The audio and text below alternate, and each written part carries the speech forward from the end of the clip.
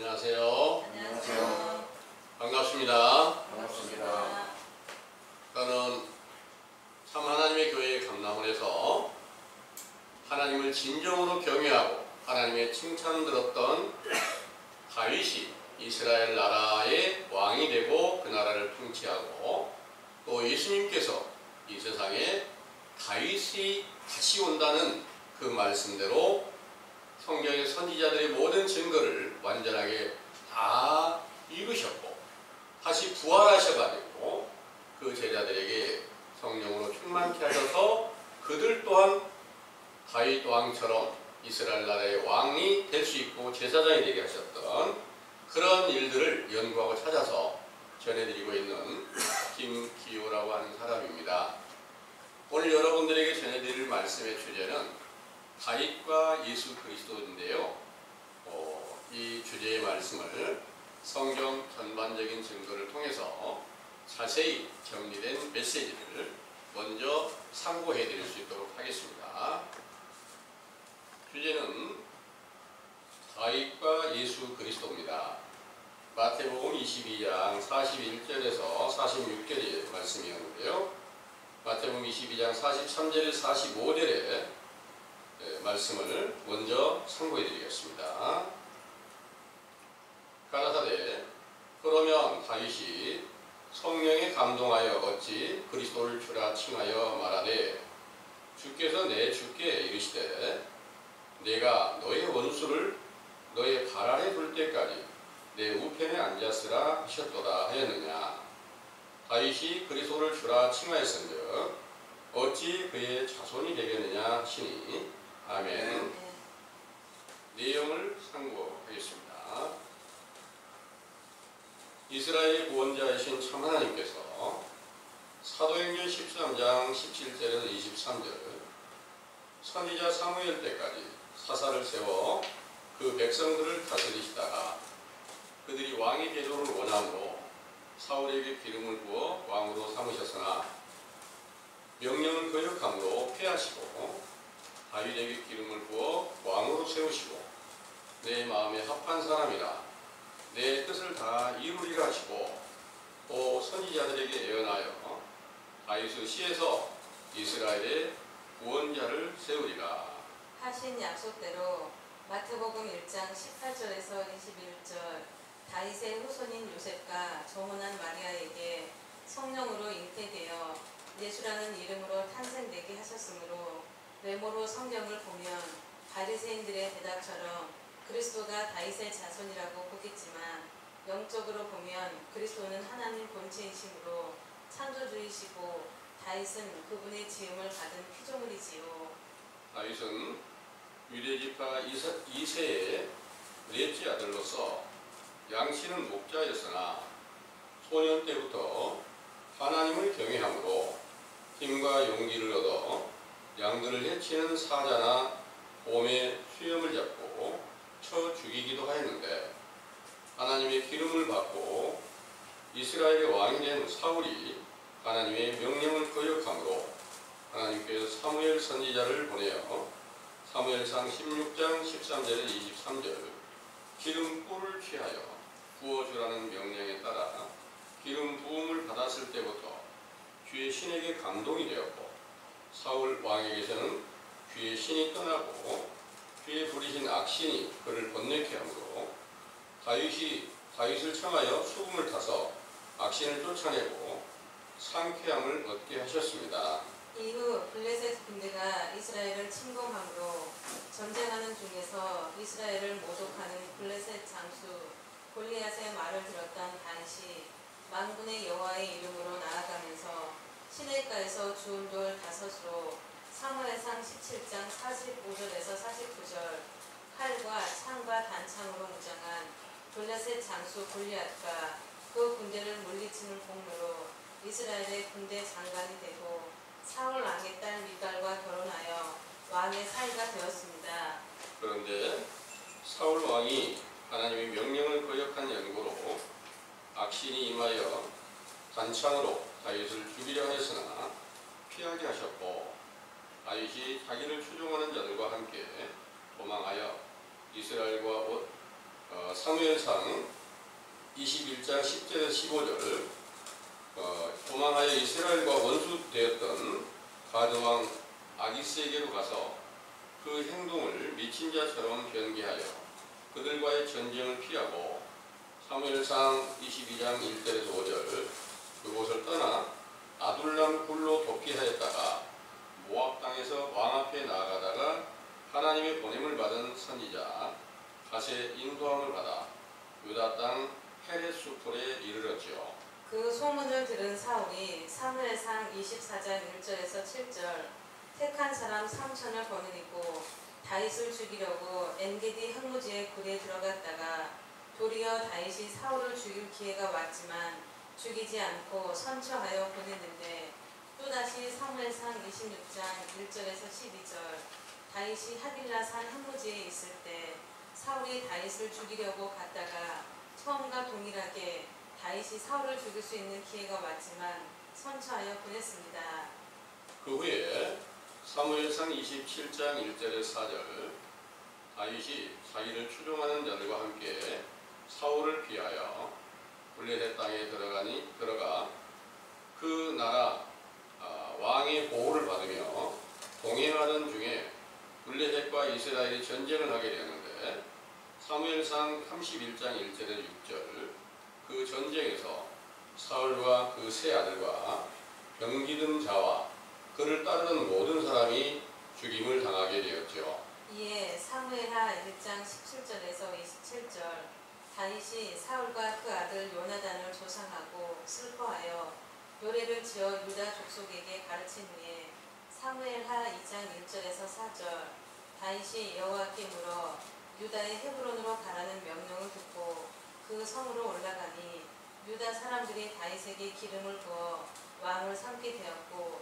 결국에는 사무엘하 5장 1절에서 5절 이스라엘 모든 지파가 다윗에게 기름을 부어 왕을 삼게 되므로 그가 40년 동안 유다와 이스라엘을 통치하였습니다.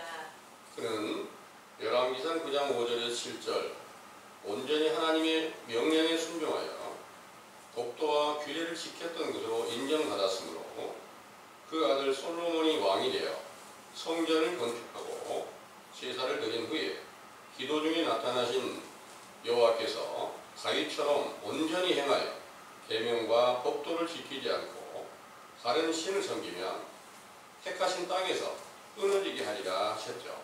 그 명령을 듣고 온전한 지혜와 명예와 국위 영화를 누렸던 열왕기상 11장 1절에서 8절 솔로몬 왕의 종말에 초와 첩들의 미혹을 받아 허다한 우상을 만들어 다른 신을 섬기게 되므로 열왕기상 11장 9절에서 13절 주께서 진노하시고 그의 아들 르호보암이 왕이 되면서 유다 지파만 남겨두고 다른 11지파를 빼앗아 그 신복이었던 여로보암에게 주어 다스리게 하신다는 말씀대로 솔로몬 왕 이후에 이스라엘이 분열되어 우상을 숭배하게 되므로 원수 마귀에게 멸망을 당하게 하셨습니다.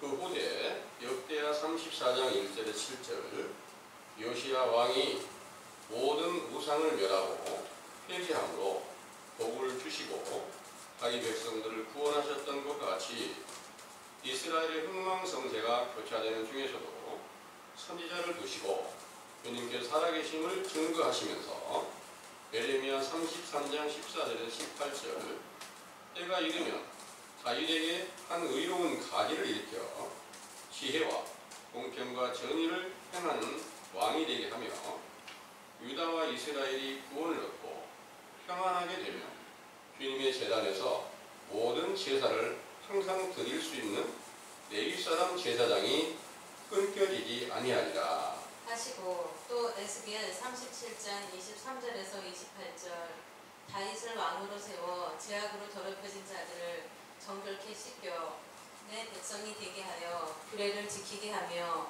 화평의 언약을 세워서 영원한 언약이 되게 하리라 하신 예언을 신약에서 누가복음 1장 31절에서 33절 다윗의 자손 요셉과 정혼한 마리아에게 성령으로 잉태되어 탄생한 예수께서 다윗의 위로 영원히 야곱의 집에 왕노릇 하시며 그 나라가 무궁하리라 하신 말씀으로 성취되게 하신 것입니다. 이와 같이 다윗의 위로 강림하신 예수께서는 다윗의 온전함보다 더욱 완전하게 마태복음 5장 17절에서 19절 율법과 선지자들의 증거를 지키시고 세우시면서 마태복음 16장 13절에서 20절 제자들에게 자신이 그리스도며 하나님의 아들이라는 사실을 깨닫고 말하게 하셨지만 육체로 살아계신 동안에는 그리스도라는 것을 말하지 못하게 경계하셨죠. 이는 육체로는 야곱 족속의 왕이었던 다윗의 자리로 임하셨기에 다윗이 시편 110편 1절 주께서 내 주께 말씀하시기를 내가 너희의 원수로 너의 발등상 되게 하기까지 너는 내 우편에 앉으라 하셨도다 하신 것은 아버지 곧 아브라함의 하나님께서 이삭의 하나님의 때에 속한 아들인 그리스도께 말씀하신 것이므로 예수님의 육체가 죽으셨다가 부활하신 후에 로마서 1장 3절에서 4절 아들인 그리스도로 인정받으셔야만 누가복음 24장 44절에서 49절 율법과 시편과 선지자들의 예언한 모든 성경을 완성하게 되어 원수 마귀에게 종로를 타던 자들을 회개시켜 자기의 발등상이 될 제자로 삼고 그 안에서 신령한 육체를 드러내실 것을 예언하신 것입니다.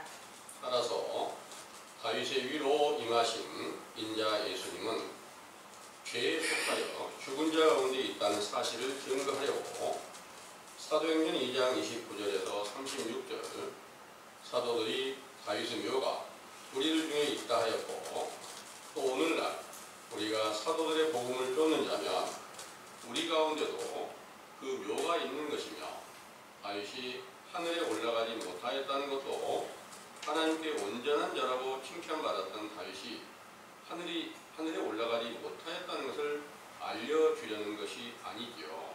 누구든지 천국에 올라가려면 다윗으로 비유하신 예수님의 명령을 듣고 순종해야만 영적 이스라엘 백성이 될 수 있다는 것을 알게 하시고 부활의 영광을 얻으신 그리스도께서는 솔로몬이 왕의 때를 이루어 자기 부친의 모든 것을 유업으로 받아 온전히 하나님을 섬기고 예루살렘 성전을 건축하여 완전한 평안의 시대를 세운 것과 같으므로 그리스도의 이름으로 주시는 성령 세례를 받은 제자들은 솔로몬 왕과 함께 평화를 얻은 백성들로 비유하신 것입니다. 그러나 솔로몬 왕이 마지막에 우상을 숭배하며 다른 신을 섬기게 되므로 그 아들 르호보암이 왕이 되었을 때 유다 지파만 남기고 여로보암이 11지파의 왕이 되어 서로 원수가 되어 전쟁으로 멸망하게 되는 것 같이 에베소서 1장 17절에서 23절 지혜와 계시의 정신을 받았던 사도들의 시대의 마지막에 요한 1서 2장 15절 19절 사도들과 동행하던 자들 중에서 세상을 사랑하는 자들이 배도하여 거짓 사도가 되어 고린도후서 11장 4절 다른 예수와 다른 영과 다른 복음을 전파하며 당을 짓게 된 것이죠.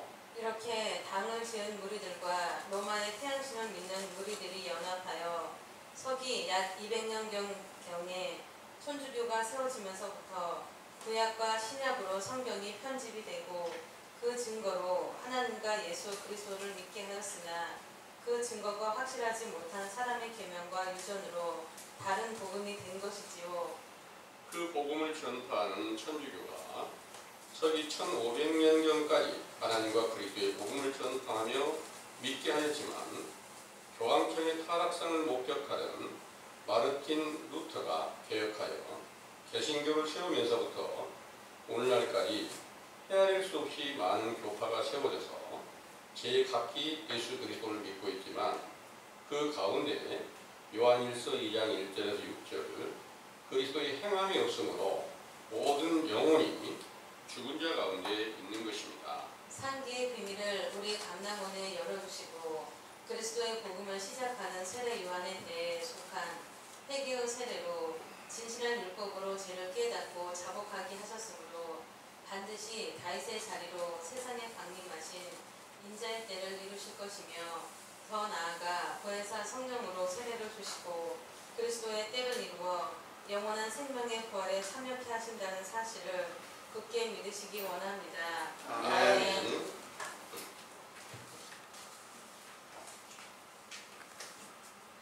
잘 들으셨습니까? 아멘. 오늘날도 우리가 다윗이 칭찬 들었던 것처럼 또 다윗의 모든 것을 완성시켰던 것처럼 예수님을 우리가 만나서 그분의 제자가 되고 처음 제자가 됐을 때는 우리가 사단의 권세 안에 하나님과 원수된 가운데 속하였다는 사실을 인정하고 회개하게 되었을 때 바로 본문에서 말씀하신 것 따라 주께서 내 주께 그 원수가 발등상이 되게 하기까지 하고 이렇게 말씀하신 내용이 오늘날도 함께 응할 수 있게 된다는 것을 믿으시기를 원합니다. 아멘. 성경은 바로 모든 전체가 다 하나님께서 기록하신 것이다. 하나님의 감동으로 기록한 것이다. 이런 말씀을 디모데후서 3장에 자세하게 기록하고 계십니다. 한번 읽어볼까요? 디모데후서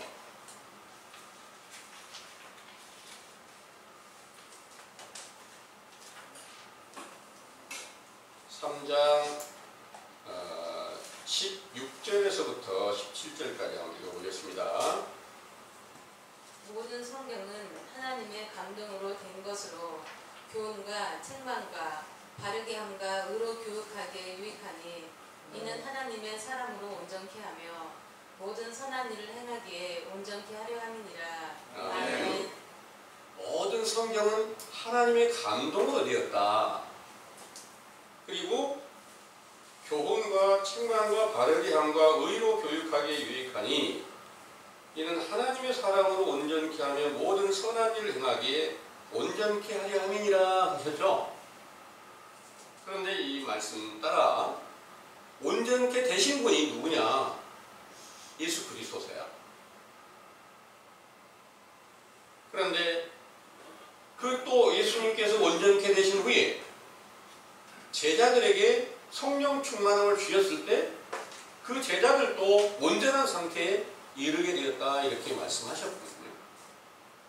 그럼 오늘날도 예수 그리스도가 내게 있다 그러면 당연히 이 성경의 말씀이 온전하게 되었다는 것이 증거가 돼야 될 텐데 온전하게 되었으면 성경의 모든 비밀이 자세히 열려서 확실한 증거가 되고 그리스도께서 함께 계신 확실한 표가 함께 있어서 표적과 기사와 그 모든 권능이 함께 있었던 사도들처럼 증거가 나타나야만 이 말씀이 우리는 성경의 모든 것들이 완전하게 이루신 그리스도가 계셔서 그 안에서 우리 안에서는 지금 그리스도께서 행하신 모든 것이 완전하다 이렇게 말할 수 있어야만 그리스도 안에 있다는 증거가 될 거 아니겠습니까? 그런데 사도들의 시대 이후 오늘날까지 다 예수 그리스도를 영접했다고 하는 모든 무리들 중에 진짜 그리스도가 계시는 확실한 증거는 나타나지 않고 있다는 것을 말씀드릴 때 여러분들은 믿고 계시는 거 맞죠? 아멘. 이 사실을 믿을 때 그때부터 나는 어디 쪽에 속해 있어야? 어느 쪽에 속해 있었을까요? 내가? 당연히 그리스도 밖에 쫓겨나 있었고 거짓 선지자의 외식적 교훈 안에 있었고 그게 마귀의 권세 안에 갇혀 있었다는 거예요. 그 사실을 처음 여러분들이 이제 인정을 하게 됐고 다른 모든 교인들은 다 예수 그리스도의 피가 여러분들의 모든 죄를 다 사해줬습니다. 그리고 여러분들은 그리스도의 인도함을 받고 있습니다. 이렇게 알려주나 그게 100% 거짓말인 것을 믿으시기를 여러분들은 반드시 그 사실을 믿고 거짓에서 벗어나서 참 하나님의 진리의 말씀을 찾아가시게 되기를 간절히 원합니다. 아멘. 그러면 이 말씀을 반드시 지금 본문이 아니라 디모데전서 3장 후서 3장에 16절에 17절에 말씀하신 대로 모든 성경은 하나님의 감동으로 된 것으로 교훈과 책망과 바르게 함과 의로 교육하기에 유익하니 이는 하나님의 사랑으로 온전케 하며 모든 선한 일에 온전케 하려 합니다는 그 말씀이 여러분들 안에서 항상 떠나지 않고 내가 온전치 못한 일들이 무엇인가 하는 것을 자세히 살펴서 회개하는 자리에 함께 머물 수 있도록 그 가운데서 죄사함을 받으시게 되기를 간절히 원합니다. 아멘. 성경이 하나님의 감동도 다 됐다고 하셨으니까 똑같이 하나님의 기름 부음을 받았던 사울 왕이 하나님의 명령을 거역하고 악신이 들어갔다. 이렇게 성경이 기록이 되어 있습니다. 그런데 왜 하나님의 기름 부음을 받았는데 악신이 들어갈 수 있을까요? 왜 명령을 거역할 수 있을까요? 전능하신 하나님이 자신을 지키고 있다면 명령을 거역할 수 있을까요? 거역할 수가 없어요. 그런데 기름 부음에 거기에 비밀이 담겨져 있어요. 사울에게 부어진 기름 부음은 병에 감겨진 기름을 부었고 다윗에게 기름을 부었던 것은 꿀에가 담긴 그 기름을 부었다 이렇게 써져 있어요. 그 비밀을 자세히 보니까 병이라는 그 낱말을 깊이 해석을 해보니까 병은 깨질 것이다 이렇게 뜻이 깨진다는 뜻이 있는 거예요. 그럼 병에 들어진 그 기름 부음을 받은 자는 하나님의 명령을 결코 거역하게 만들어놨다는 거예요. 그 기름 부음. 기름 부음이라는 게 성령이에요. 성령인데 왜? 성령을 받았는데 그것을 폐역하게 되었느냐, 명령을 거역하게 되었느냐.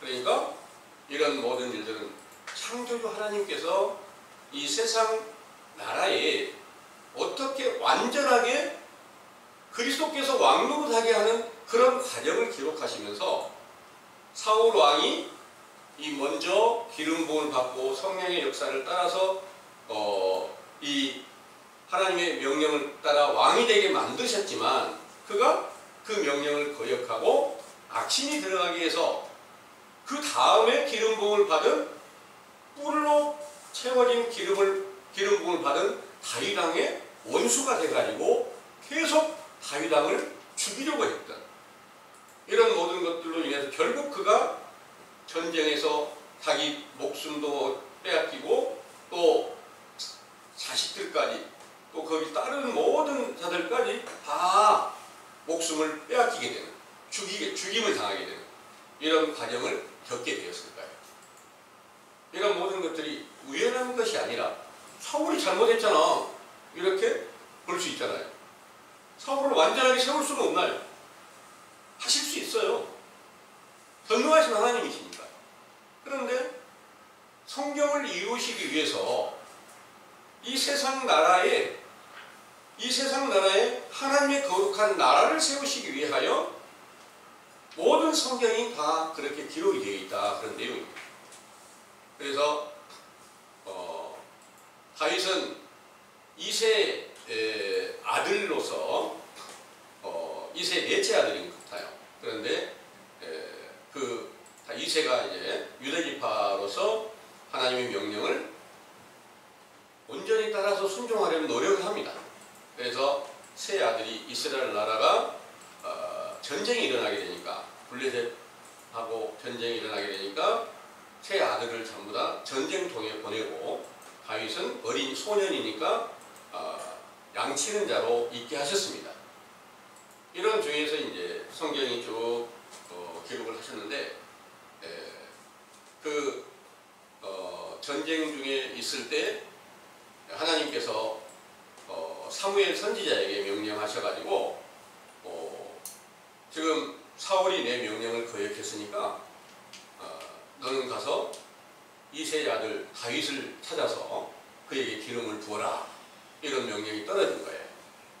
그 기름 부음을 받고 그 다음에 이제 그 형들에게, 그러니까 이새라고 하는 그 아버지가 형들에게 지금 전쟁 중에 수고도 많이 하고 있으니까 먹을 빵도 좀 갖다 주고 심부름을 시켰습니다.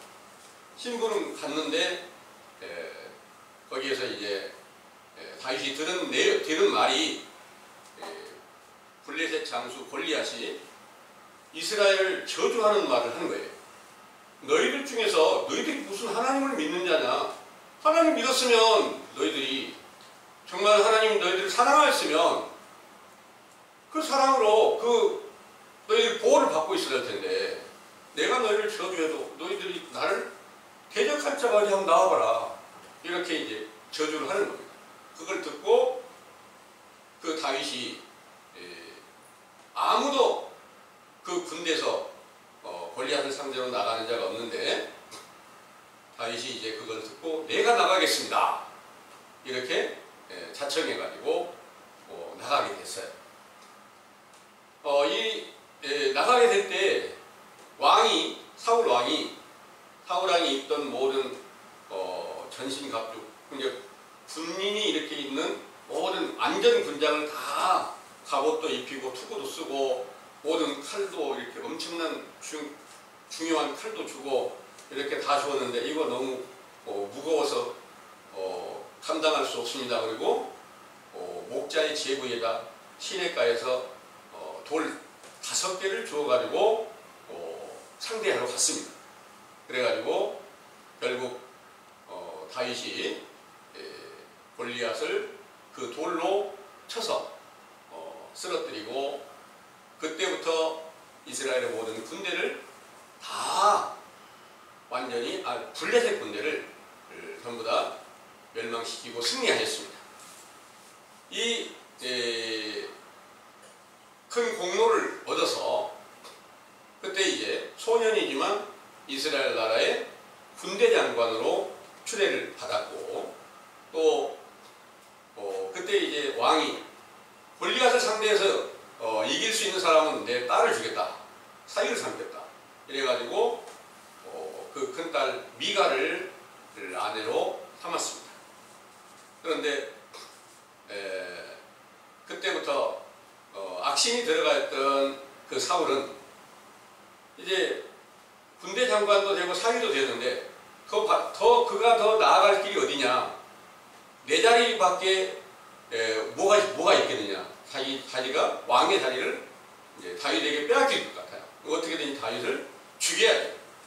그래서 이제 사위지만 군대 장관이지만 기회만 되면 죽이려고 노력해서 함께 잔치 자리에 왔을 때 조용한 가운데서 탄창을 가지고 사울이 이렇게 다윗에게 던져서 죽이려고 하는데 피하여 갔고 이 모든 것들을 성경에 많은 다윗에 대하여 사울에 대하여 이렇게 기록하였고 계속해서 사울은 다윗을 죽이려고 그 병력 3,000을 동원해 가지고 다윗이 어디 있다 그러면 그곳에 가서 죽이려고 합니다.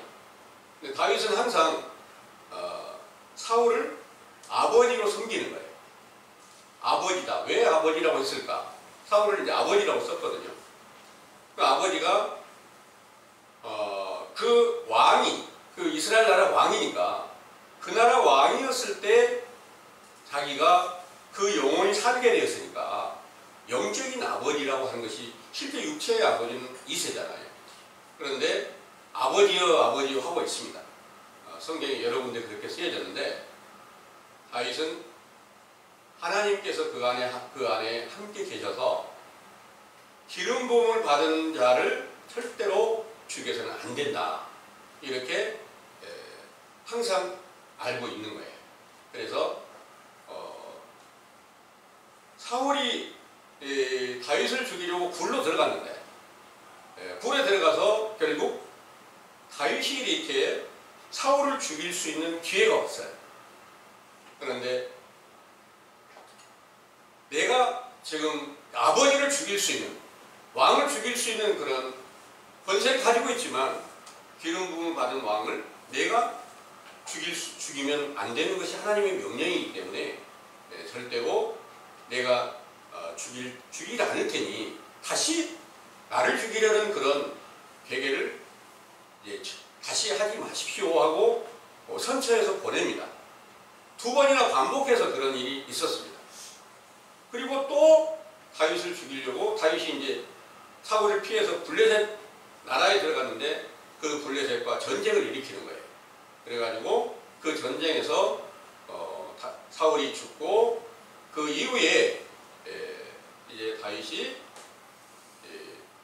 이스라엘 나라, 유대 나라에 들어가서 그 백성들에게 기름 부음을 받고 그 나라의 왕이 되게 돼서 전체 모든 흩어져 있는 이스라엘을 완전하게 통일을 하게 됩니다. 그래서 무너져 있던 이스라엘 나라를 다윗이 완전하게 세운 거예요. 이런 모든 일들이 신약에 예수님께서 오셔서 이 모든 일을 완전하게 다 흩어져 있는 이스라엘을 완전하게 세우시는 일을 행하실 것을 비유로 가르치신 것인데요. 이런 모든 일들은 이건 사울이 직접 자기가 행한 것 같지만 하나님께서 부리시는 악신을 불어넣어가지고 악의 영이 계속 행하였던 것이고, 사울이라는 인간은 하나님의 종로로 하나님의 일을 이루는 악령의 일을 맡았던 자로 비유가 되었다는 것도 믿으시기를 원합니다. 아멘. 그러면 신약에서 사울의 자리를 맡았던 자는 누굴까요? 사울의 자리를 맡았던 자는 유대인의 왕 헤롯과 함께한 그런 영들이, 마귀가 헤롯을 지배하고 있어요. 그래서 헤롯이 태어날 때, 예수님 태어나자마자 예수님을 죽이려고 계획을 세우죠. 그 어린 아이들 다 죽이는 일도 벌어지죠. 그게 우연한 것이 아니라 다 성경을 이루시기 위한 것이라는 것도 믿으시기 바랍니다. 그래서 이와 같은 일들을 미리 계획하신 하나님께서 예수님이 태어나실 일을 말씀하실 때 다윗이 다시 이 세상에 임하게 된다, 다윗 왕이 임하게 된다, 이런 말씀을 여러 군데 증거를 하시고 있는 거예요. 여기 에레미야서를 먼저 보겠습니다. 에레미야 33장 14절에서 18절의 말씀 한번 읽어보겠습니다.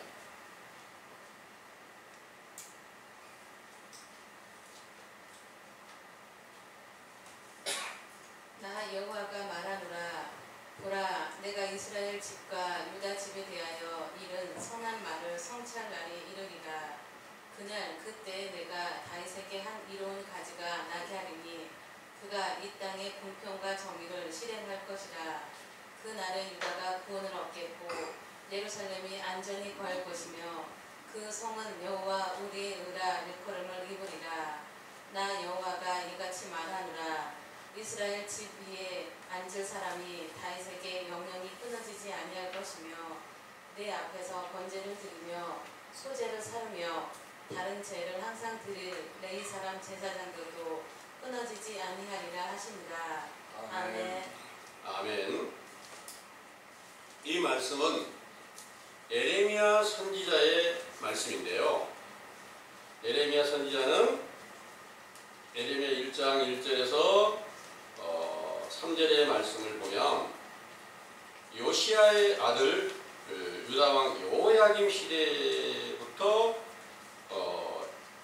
유다왕 시드기야의 때까지, 완전히 유다가 망할 때까지 에레미야 선지자가 예언을 한 말씀 중에 다윗이 온다, 이렇게 다윗이 임하게 된다, 이 내용입니다. 그럼 다윗은 이미, 실제 다윗은 다윗 왕은 이미 이제 이스라엘 왕을 벗어나서 죽은 지 오래된 후에 요시야의 그 아들과 손자였던 그 시대에, 손자가 왕노릇 하던 시대의 기록이기 때문에 실제 다윗 왕이 온다는 내용은 아닙니다. 영적으로 다윗처럼 완전한 예수님이 이 세상에 강림하실 것이다. 이 예언의 말씀인 줄을 믿으시기 바랍니다. 아멘. 또 에레미야 37장을 한번 보겠습니다. 에스겔서 37장, 에스겔 37장 23절에서 28절을 보겠습니다. 그들이 그 우상들과 가증한 물건과 그 모든 제약으로 스스로 더럽히지 아니하리라. 내가 그들을 그 범죄한 모든 처소에서 구원하여 정결케 한즉 그들은 내 백성이 되고 나는 그들의 하나님이 되리라. 내 종 다윗이 그들의 왕이 되리니 그들에게 다 한 목자가 있을 것이라. 그들이 내 규례를 준행하고 내 율례를 지켜 행하며 내가 내 종 야곱에게 준 땅 곧 그 열조가 거하던 땅에 그들이 거하되 그들과 그 자자 손손이 영원히 거기 거할 것이요 내 종 다윗이 영원히 그 왕이 되리라.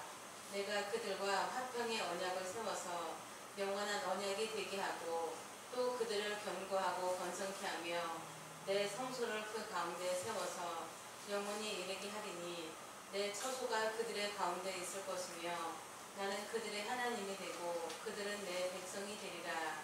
내 성소가 영원토록 그들의 가운데 있으리니 열국이 나를 이스라엘을 거룩히 하는 여호와인 줄 알리라 하셨다 하라. 아멘. 아멘. 이 말씀은 이제 이스라엘 나라가 계속해서 하나님의 명령을 거역하고 우상을 숭배하는 그런 가운데서 다시 정결케 하고 그들을 씻겨서 하나님의 거룩한 나라 백성으로 돌아오게 할 일에 대해서 예언하신 말씀인데요. 이 일을 말씀하실 때 24절의 말씀에 내 종 다윗이 그들의 왕이 되리니 그들에게 다 한 목자가 있을 것이라 이렇게 말씀하신 내용도 똑같이 예수님께서 이 세상에 강림하셔서 유대 나라의 왕으로 완전하게 세우실 것을 비유로 말씀하신 줄을 믿으시기를 원합니다. 아멘. 그리고 이제 이런 모든 일들을 처음으로 다윗이 이 세상에 온다 이 말씀을 하실 때 이사야 9장 이사야 선지자에게 말씀하신 내용을 찾아보겠습니다. 이사야 9장 1절에서 7절까지 한번 읽어보겠습니다. 전에 고통하던 자에게는 흑암이 없으리로다. 옛적에는 여호와께서 스불론 땅과 납달리 땅으로 멸시를 당케 하셨더니 후에는 해변길과 요단 저편 이방의 갈릴리를 영화롭게 하셨느니라. 흑암에 행하던 백성이 큰 빛을 보고 사망의 그늘진 땅에 거하던 자에게 빛이 도다.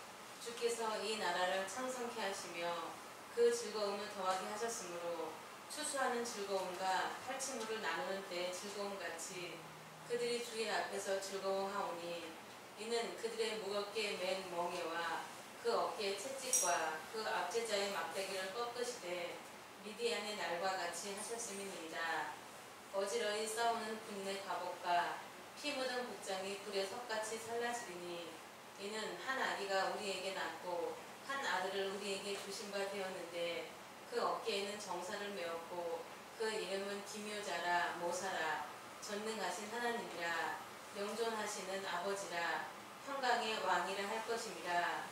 그 정사와 평강의 더함이 무궁하며 또 다윗의 위에 앉아서 그 나라를 굳게 세우고 자금 이후 영원토록 공평과 정의로 그것을 보존하실 것이라. 만군의 여호와의 열심히 이를 이루시리라. 아멘. 아멘. 이 내용은 히스기야 왕 시대에 이사야 선지자가 예언했던 말씀인데요. 이때 말씀하신 내용이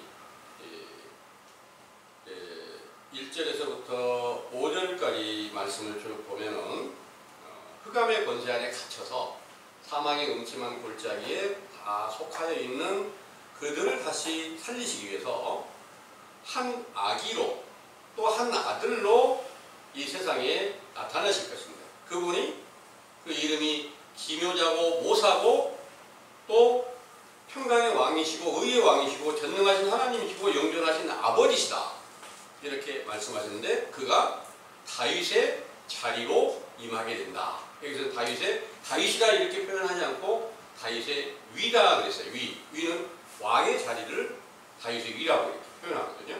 그래서 다윗의 위에 앉아서 그 나라를 굳게 세우고 자금 이후 영원토록 공평과 정의로 그것을 보존하실 것이라 하는 말씀이 예수님께서 반드시 이루시게 될 것을 미리 예언한 말씀입니다. 그리고 이사야서 11장을 한번 보겠습니다. 이사야 11장 먼저 1절에서 5절까지 한번 읽어보겠습니다. 이새 줄기에서 한 싹이 나며 그 뿌리에서 한 가지가 나서 결실할 것이요 여호와의 신 곧 지혜와 총명의 신이요 모략과 재능의 신이요 지식과 여호와를 경외하는 신이 그 위에 강림하시리니 그가 여호와를 경외함으로 즐거움을 삼을 것이며 그 눈에 보이는 대로 심판치 아니하며 귀에 들리는 대로 판단치 아니하며 공의로 빈핍한 자를 심판하며 정직으로 세상의 겸손한 자를 판단할 것이며 그 입의 막대기로 세상을 치며 입술의 기운으로 악인을 죽일 것이며 공의로 그 허리띠를 삼으며 성실로 몸의 띠를 삼으리라. 아멘. 여기서 이새 줄기에서 한 싹이 난다. 그런데 이새 줄기에서 한 싹이 바로 다윗이 다시 임하게 된다. 이 내용의 말씀입니다. 또 6절에서 11절까지 한번 읽어보고 10절까지 한번 읽어보겠습니다. 이사야 11장 6절에서 10절까지요. 그때 이리가 어린 양과 함께 거하며 표범이 어린 염소와 함께 누우며 송아지와 어린 사자와 살찐 짐승이 함께 있어 어린 아이에게 끌리며 암소와 곰이 함께 먹으며 그것들의 새끼가 함께 엎드리며 사자가 소처럼 풀을 먹을 것이며 젖먹는 아이가 독사의 구멍에서 장난하며 젖된 어린아이가 독사의 굴에 손을 넣을 것이라. 나의 거룩한 산 모든 곳에서 해됨도 없고 사람도 없을 것이니 이는 물이 바다를 덮음같이 여호와를 아는 지식이 세상에 충만할 것임이니라. 그 날에 이새의 뿌리에서 한 싹이 나서 만민의 기후로 설 것이요 열방이 그에게로 돌아오리니 그 거한 곳이 영화로우리라. 아멘. 이 말씀이 어떻게 응하게 되느냐 하면 예수님께서 오실 때 예수님께서 이제 외식하는 유대인들에게 말씀하신 내용은 독사의 새끼들이다 이렇게 이제 말씀하셨고 또 그때 헤롯 왕에게 하신 말씀이 저 여우에게 이렇게 하신 말씀이 있고요. 그래서 독사나 여우 모든 여기서 말하는 사자나 모든 짐승들 이런 것들이 실제로 독사의 굴에 손을 넣는다 이런 게 아니라 외식하는 유대인들이 회당에 가서 이제 복음을 전하는 때가 온다 이런 내용인 줄을 믿으시기 원합니다. 네.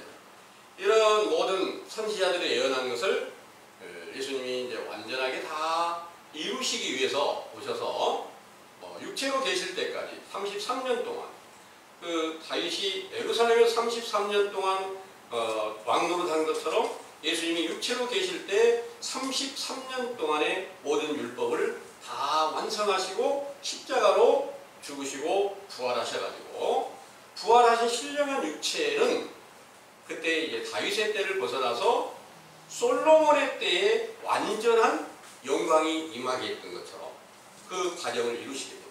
그러니까 다윗의 때는 예수님이 육체로 계실 때까지를 다윗의 때로 기유를 하셨고요. 예수님이 부활하셨을 때는 솔로몬 왕의 때, 그러니까 솔로몬 왕이 완전한 지혜를 얻어서 하나님께서 가장 기뻐하시는 예루살렘 성전을 세웠고 가장 많은 영화와 영광을 얻었던 솔로몬 왕의 시대, 그때가 이스라엘 나라 최고 시대, 이 지구상에서 최고 영광의 시대라고 볼 수가 있는 겁니다. 그 시대를 이루었었는데 그 솔로몬의 마지막의 때는 어떤 결과가 왔느냐? 결국 이제 처와 척들을 많이 두어서 1000명이나 두어가지고 그 처와 척들이 섬기던 우상을 숭배하게 되었다. 이렇게 기록하고 있습니다. 그걸로 인해서 결국 그 솔로몬에게는 죄를 묻지 않고 그 아들 때부터 죄를 물어서 이스라엘의 12지파가 다 흩어지게 만드신 겁니다. 이게 이제 하나님께서 신약에도 똑같은 그런 과정이 있을 것에 대해서 말씀하신 거예요.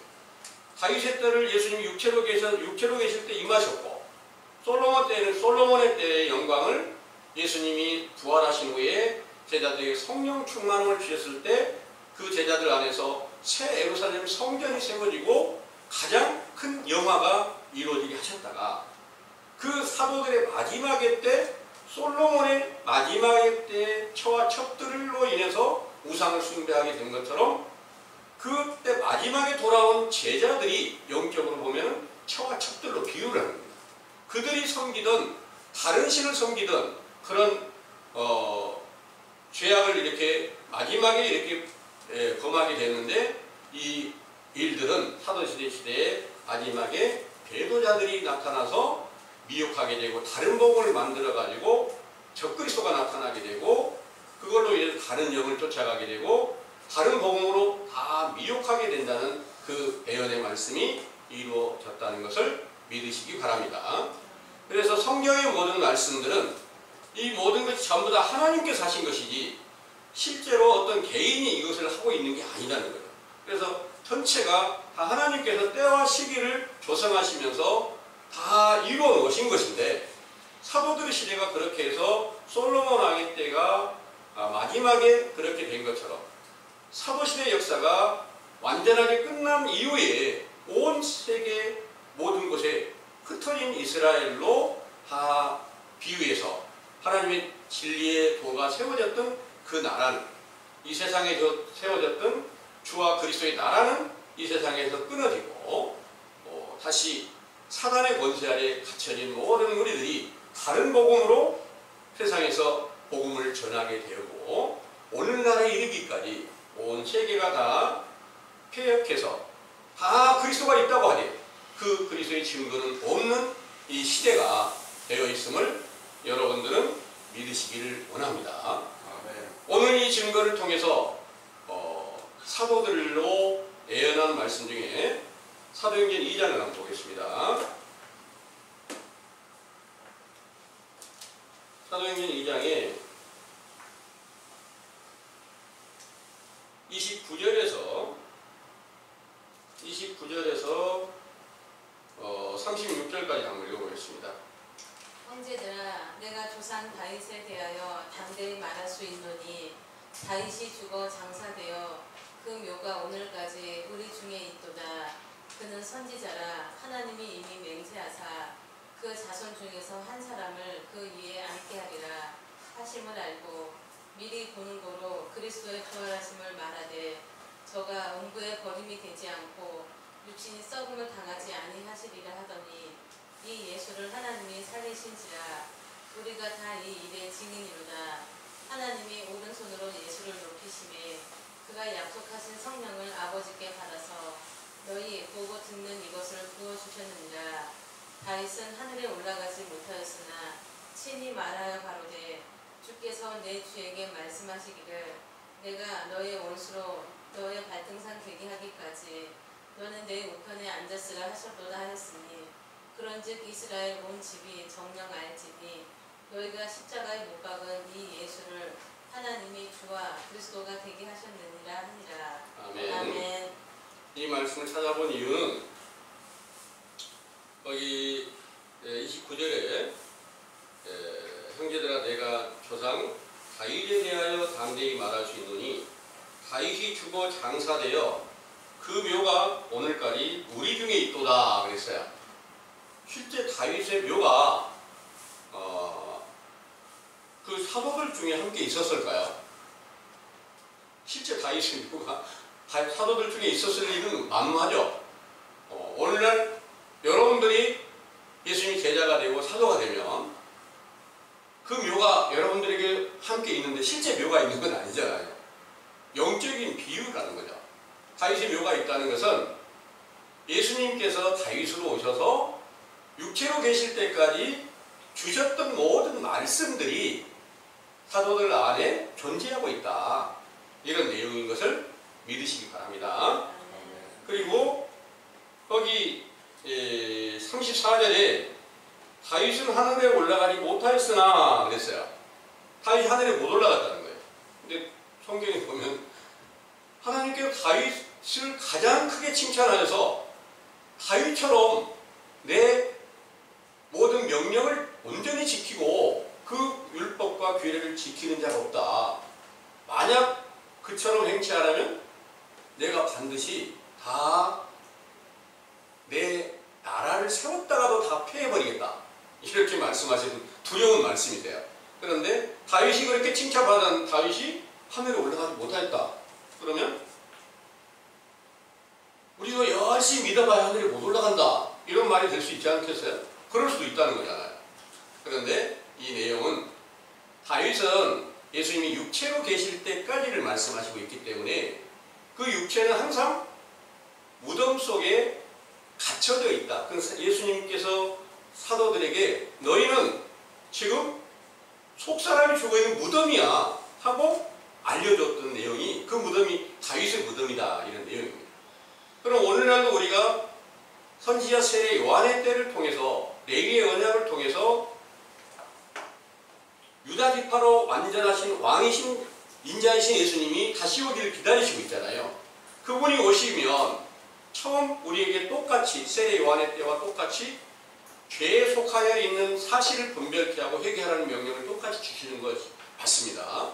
그리고 나서 그때는 표적과 기사가 함께 따르게 되고 그 안에서 온전한 믿음을 이렇게 세워서 약속하신 대로 예수님이 이제 부활의 영광을 얻으시는 성령 충만함을 주실 때면 그때는 바로 그 다윗의 묘가 우리들 중에 함께 있다. 육체로 계실 때까지 전해줬던 모든 말씀들이 무덤 속에 있는 것처럼 갇혀져 있다.